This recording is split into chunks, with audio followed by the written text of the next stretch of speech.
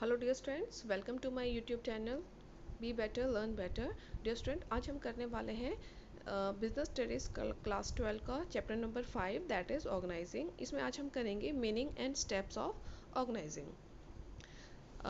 बच्चों, इस चैप्टर से पहले हमने किया है प्लानिंग चैप्टर, तो ठीक है। After plan have been drawn the second important function of management is organizing. बच्चों, प्लान करने के बाद नेक्स्ट जो इम्पोर्टेंट स्टेप होता है मैनेजमेंट का, वो ऑर्गेनाइजिंग होता है। ठीक है। Organizing as a function of management is responsible for successful implementation of plan. तो अगर ऑर्गेनाइजिंग को as a function of management लेते हैं तो इसकी जिम्मेदारी क्या है? Responsible for successful implementation of plan, कि उसकी ये रिस्पॉन्सिबिलिटी है कि जो हमने प्लान बनाया है उसको सक्सेसफुली इम्प्लीमेंट करें, उसको लागू किया जाए। To accomplish business objective it is the organizing as a managerial function which ensure that all physical and human resources required to accomplish the business objectives are available। देखो बच्चों, ऑर्गेनाइजेशन में जब हमने प्लान कर लिया था हमारा ऑब्जेक्टिव क्या है, तो नेक्स्ट जो स्टेप है ऑर्गेनाइजिंग का, इसमें क्या है? To accomplish business objective. Business objective को अकम्प्लिश मीन फुलफिल करने के लिए मैनेजरियल फंक्शन में हम क्या करते हैं? इंश्योर करते हैं। ठीक है, ये श्योरिटी लेते हैं कि जो भी हमें काम करने के लिए फिजिकल या फिर ह्यूमन रिसोर्स चाहिए वो सारे के सारे हमारे पास अवेलेबल होने चाहिए। ठीक है। The enterprise is structure in a manner that it is able to adopt to the dynamic business environment. और हमारा जो स्ट्रक्चर है इस तरह से होना चाहिए कि जो चेंजेबल एनवायरनमेंट है उसमें वो काम कर सके। तो सिंपल सी एक मीनिंग देख लीजिए इसमें। Organizing, to organize a business is to provide it with everything useful to its functioning। बच्चों, ऑर्गेनाइजिंग में क्या है? हम लोग वो सारी चीज़ें प्रोवाइड करते हैं जो हमने प्लान की है, उस पर जो काम करने के लिए हमें जो चीज़ें चाहिए वो हमारे पास अवेलेबल होनी चाहिए, सच एज रॉ मटेरियल। ठीक है, कोई प्रोडक्ट हम बनाने वाले हैं, प्रोड्यूस बना करने वाले हैं, तो उसके लिए हमें क्या चाहिए? रॉ मटेरियल वो अवेलेबल होना चाहिए, मशीन भी होनी चाहिए, टूल्स, मनी, पर्सनल। डिस्टेंट्स पर्सनल होते हैं काम करने वाले लोग।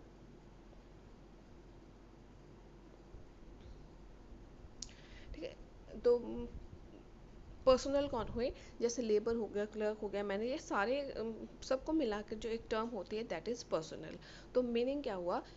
Organising means providing it everything useful to its functioning. उसके काम के लिए जो सारी चीज़ें हमने प्रोवाइड की वो ये है हमारा ऑर्गेनाइजिंग। फॉर एग्जाम्पल बच्चों, जैसे हमने कोई फंक्शन ऑर्गेनाइज करना है, जैसे लास्ट ईयर स्कूल में कई फंक्शन होते हैं, फेयरवेल देनी, हमने पहले प्लान किया कि हम लोग क्या करने वाले हैं, कि क्या गिफ्ट करने वाले हैं, किस तरह से प्रोग्राम रखने, वो हमारा प्लान था। उसके ऊपर हमने इम्प्लीमेंट जब हमने किया कि कौन क्या काम करेगा, कौन रिफ्रेशमेंट करेगा, कौन गिफ्ट्स को करेगा, तो मनी भी यहाँ पे आया, मटेरियल क्या क्या चाहिए वो भी आया, पर्सनल भी आए, पर्सनल में कौन क्या काम संभालेगा। तो ये होता है ऑर्गेनाइजिंग। डेफिनेशन देख लीजिए। In the words of Louis Allen, organizing is the process of identifying and grouping the work. देख लीजिए, प्रोसेस है ये किस चीज़ का? आइडेंटिफाई भी करना है and grouping the work to be performed. तो ऑर्गेनाइजिंग में हम यही करते हैं, पहले तो हम आइडेंटिफाई करते हैं हम क्या काम करने वाले हैं इस ऑर्गेनाइजेशन में अपने ऑब्जेक्टिव को अचीव करने के लिए। उसके बाद उनको ग्रुप बनाया जाता है। एक जैसे काम को एक जगह पर रखा जाता है, उसको एक ग्रुप में रखा जाएगा, उसका एक डिपार्टमेंट नाम दे दिया जाएगा। Defining and delegating responsibility and authorities. उसके बाद क्या है? कौन क्या काम करेगा, रिस्पॉन्सिबिलिटी दी जाएगी, उसको अथॉरिटी भी दी जाएगी कि हाँ वो काम पूरा करने के लिए उसके पास कुछ डिसीजन मेकिंग पावर भी होनी चाहिए। To and establishing relationship for the purpose of enabling people to work more effectively together in accomplishing objective। अब बच्चों, इसके बाद एक रिलेशनशिप भी क्रिएट किया जाता है सुपीरियर सबॉर्डिनेट का। जो अपना जूनियर है वो अपने सीनियर के लिए रिस्पॉन्सिबल होगा जिसने उसे काम सौंपा है। तो ये है सिंपल ऑर्गेनाइजिंग। स्टेप में बच्चों सबसे छोटा इसका प्रोसेस है। बिजनेस में बहुत सारे चैप्टर के स्टेप्स हैं और सीबीएसई में 100% रहा है, 99% रहा है कि हर बारी कोई ना कोई स्टेप पेपर में पूछा जाता है। तो ऑर्गेनाइजेशन में 4 स्टेप्स आते हैं। हाँ, number 1 identifying and division of work. सबसे पहले काम क्या होगा, चलो इसको हम डिटेल में पढ़ेंगे। दूसरा होता है डिपार्टमेंटलाइजेशन, जिसको मैंने कहा था ग्रुपिंग ऑफ वर्क। डिपार्टमेंट दो तरह से बनते हैं बच्चों, दो टाइप है इसके, फंक्शनल डिपार्टमेंटलाइजेशन, दूसरा है डिविजनल डिपार्टमेंटलाइजेशन। तीसरा काम होगा असाइनमेंट ऑफ ड्यूटीज़। चौथा है एस्टेब्लिशिंग रिपोर्टिंग रिलेशनशिप। चलिए हम इसको वन बाय वन डिटेल में पढ़ते हैं। पहला स्टेप है बच्चों identification and division of work. देखो हमने गोल अपना या ऑब्जेक्टिव हमने डिटरमाइन कर लिया कि जैसे मैंने अभी फेयरवेल वाला एग्जांपल लिया था कि हमारा फंक्शन प्रॉपरली होना चाहिए, तो ये हमारा ऑब्जेक्टिव था छोटा सा। तो उसके ऊपर हमने क्या किया, क्या क्या काम होगा, पहले हमने आइडेंटिफाई किया कि हमने फेयरवेल ऑर्गेनाइज करनी है, क्या क्या काम होगा उसमें, कल्चरल होगा, रिफ्रेशमेंट होगी, गिफ्ट होगा, इस तरह से। तो उसके बाद डिवीज़न ऑफ वर्क किया कि हमने फॉर एग्जांपल पैसे का काम कॉमर्स वालों को दे दिया, ठीक है, और अरेंजमेंट का काम हमने साइंस वालों को थमा दिया, कल्चर का काम आर्ट्स वालों को कि इस तरह से हमने डिवीज़न कर दिया, काम का सभी में बंटवारा कर देना। तो यही है पहला step. The function of management, the function of organizing starts with identification of total work. देखो पहले तो हमने आइडेंटिफाई करना होता है टोटल वर्क, पूरा काम हमने करना क्या है, ठीक है, to be done to achieve the goal. उसके बाद क्या किया जाता है, the work is divided into a systematic way so that each person gets a separate and distinct task, ठीक है। तो हमने काम को क्या कर दिया, इस तरह से सिस्टमेटिक वे में हम लोग डिवाइड करते हैं ताकि हर व्यक्ति को अलग अलग से काम दिया जा सके, ठीक है। It has to avoid unnecessary duplication, overlapping and wastage of efforts. बच्चों देखो ऐसा नहीं होना चाहिए कि डुप्लीकेट बार बार वही काम हो, ओवरलैपिंग में एक ही काम को बार अलग अलग व्यक्ति करते जा रहे हो, या फिर वेस्टेज ऑफ एफर्ट्स। तो हमने जो आइडेंटिफाई एंड डिवीजन ऑफ काम ऐसा नहीं होना चाहिए जिसमें डुप्लीकेशन हो, ओवरलैपिंग हो और वेस्टेज ऑफ एफर्ट्स। ये है आइडेंटिफिकेशन डिवीजन ऑफ वर्क। तो ऑर्गेनाइजेशन में बच्चों ऐसे ही होता है, पहले आइडेंटिफाई किया जाता है क्या क्या काम हम करने वाले, मान लो कोई प्रोडक्शन करने वाले हैं, तो हम लोगों ने न्यू ब्रांच लगाई, तो हम चाह रहे हैं कि हम, हाँ, फुटवेयर की हमने मैन्युफैक्चरिंग करनी है, तो हमने आइडेंटिफाई किया इसमें हमें प्रोडक्शन भी करनी पड़ेगी, रॉ मटेरियल परचेज करना पड़ेगा, मार्केटिंग करनी पड़ेगी, तो ये आइडेंटिफाई। फिर डिवीजन ऑफ वर्क किया, प्रोडक्शन वालों को हमने एक साथ रखा, जो भी प्रोडक्शन करेंगे उसको प्रोडक्शन डिपार्टमेंट दे दिया। इस तरह से हमने आइडेंटिफाई किया, उसके बाद सारे काम को हमने ग्रुप कर दिया या डिवीज़न कर दिया। नेक्स्ट है बच्चों departmentalisation of grouping of work.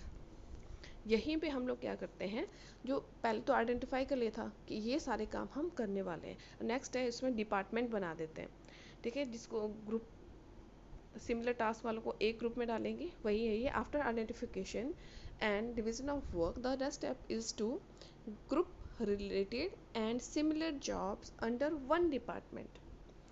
देखो similar job under one department, ठीक है, such group is known as departmentalization.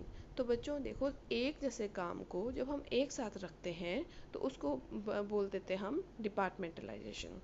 तो जैसे अभी मैंने कहा था अगर प्रोडक्शन बनाने वाले प्रोडक्शन का जितना भी काम होगा तो वो किस में रखा जाएगा, प्रोडक्शन डिपार्टमेंट के अंदर। तो इसमें देखिए there is two types of department, ये आता है क्वेश्चन, ठीक है, टाइप्स ऑफ डिपार्टमेंट पूछा जाता है। तो बच्चों दो तरह के डिपार्टमेंट होते हैं, एक है functional structure type of department में, दूसरा होता है डिविजनल स्ट्रक्चर, ठीक है। तो इस तरह से हमारे पास दो तरह के स्ट्रक्चर होगी, फंक्शनल एंड डिवीजन। बहुत ही सिंपल है, इसको समझ लीजिए, बच्चे कई बार कंफ्यूज हो जाते हैं। फंक्शन क्या होता है, काम करना। तो जो फंक्शनल स्ट्रक्चर है क्या है ये, job are grouped as per function, simple है। जो ग्रुप बनाएंगे हम फंक्शन के आधार पे है कि क्या काम करेगा, उसको एक डिपार्टमेंट बनाया जाए। फॉर एग्जांपल प्रोडक्शन, प्रोडक्शन का जितना भी काम होगा वो प्रोडक्शन डिपार्टमेंट के अंदर आएगा। सेल का काम करने वाले जो होंगे वो सेल डिपार्टमेंट पे आएंगे, जो फाइनेंस संभालने वाले होंगे वो फाइनेंस डिपार्टमेंट, और जो मार्केटिंग के लिए अलग से बना दिया मान लो हमने, तो वो आया हमारा मार्केटिंग डिपार्टमेंट। तो क्लियर है बच्चों।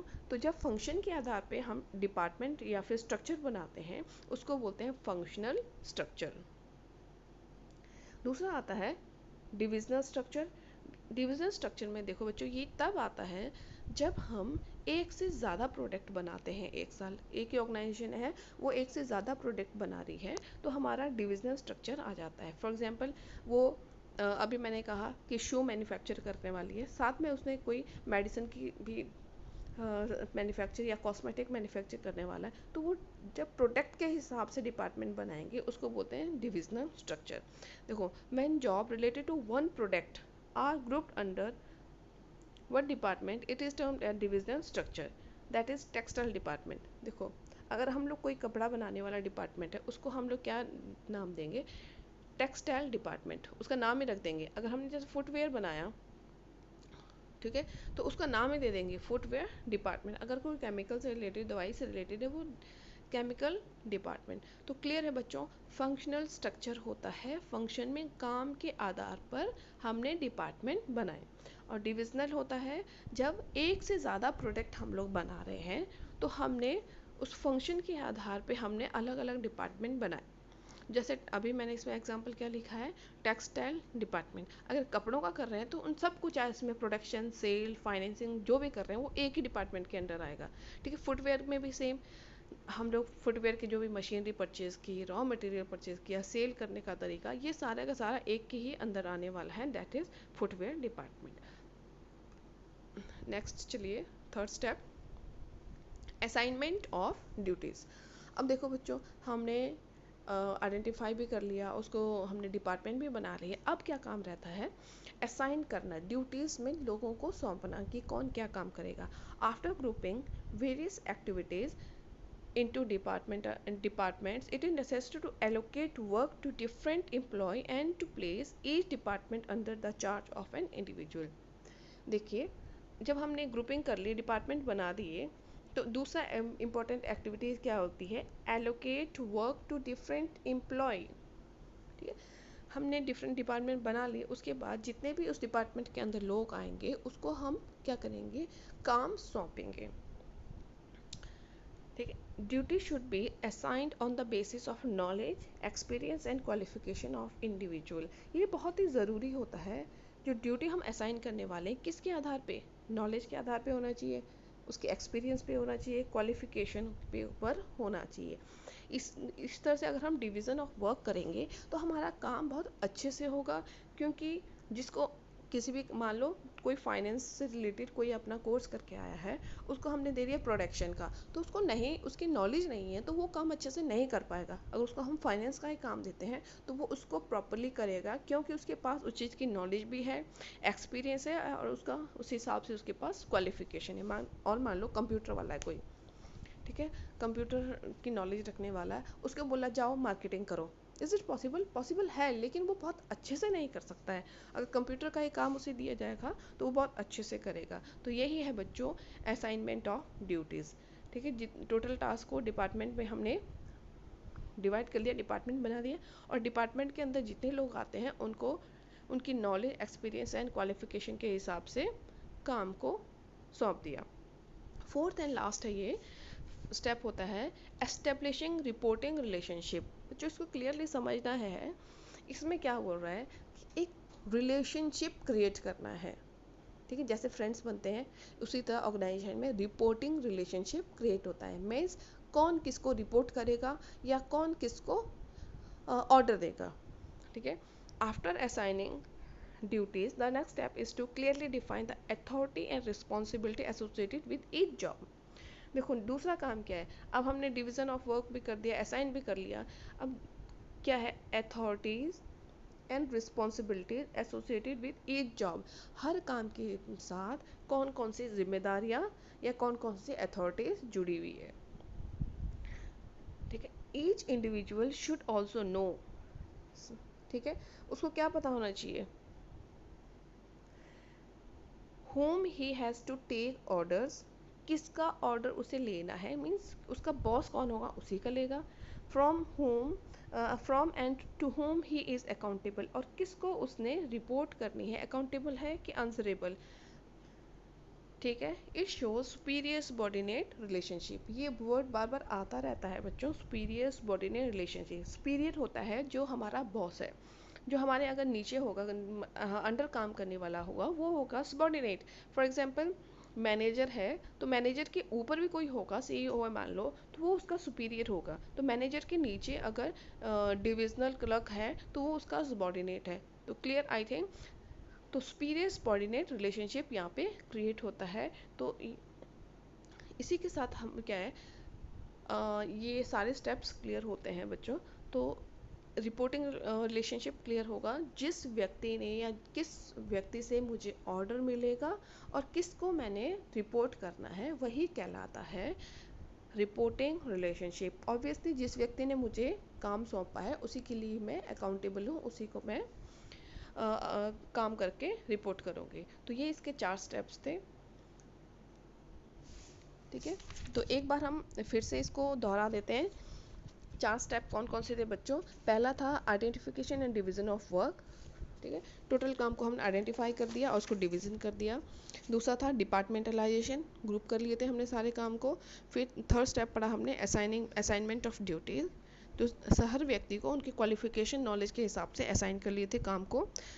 फोर्थ जो हमने अभी भी पढ़ा, तो एस्टेब्लिशिंग रिपोर्टिंग रिलेशनशिप। तो इस तरह से सुपीरियर सबॉर्डिनेट का रिलेशनशिप हम क्रिएट करते हैं। आई होप आपको ये टॉपिक समझ आया होगा। तो डियर स्टूडेंट्स, अगर आपको ये वीडियो पसंद आई तो ज़रूर इसे लाइक कीजिए, शेयर कीजिए, और आगे के नोटिफिकेशन न्यू वीडियोस पाने के लिए चैनल को सब्सक्राइब कीजिए। Thank you.